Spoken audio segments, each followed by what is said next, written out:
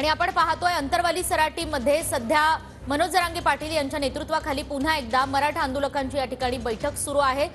20 जानेवारीला अंतरवाली सराटीतून मुंबईकडे रवाना होणार आहेत मराठा आंदोलक आणि त्याच पार्श्वभूमीवर सध्या जरांगेंच्या मुंबईतील आंदोलनाच्या नियोजनासाठी समन्वयक हे अंतरवाली सराटीमध्ये एकवटलेले आहेत। मुंबईतील मराठा समन्वयक मनोज जरांगेंशी आता काही वेळातच चर्चा सुरू करणार आहेत।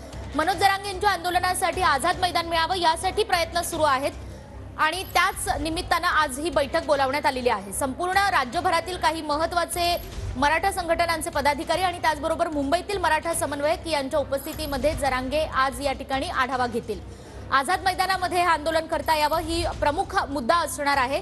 तर सध्या मराठा समन्वयकांसोबत मनोज जरांगे यांची चर्चा सुरू आहे। अंतरवाली सराटीमध्ये आपण पाहतोय मनोज जरांगे यांच्या नेतृत्वाखाली विविध मुद्द्यांवर या ठिकाणी चर्चा केली जाईल।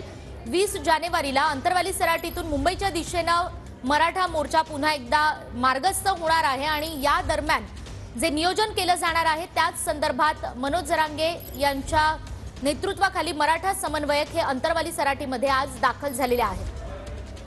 थोड्याच वेळात या बैठकीला प्रत्यक्ष सुरुवात होईल।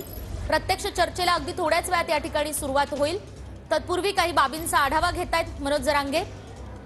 20 जानेवारीपासून जो मराठा मोर्चा मुंबईकडे मार्गस्थ होईल त्याचं नियोजन कसं असायला हवं आणि मुंबईमध्ये आल्यानंतर नेमकं कसं नियोजन असणार आहे या अनेक महत्त्वाच्या घडामोडींवर आजच्या या बैठकीत चर्चा होईल।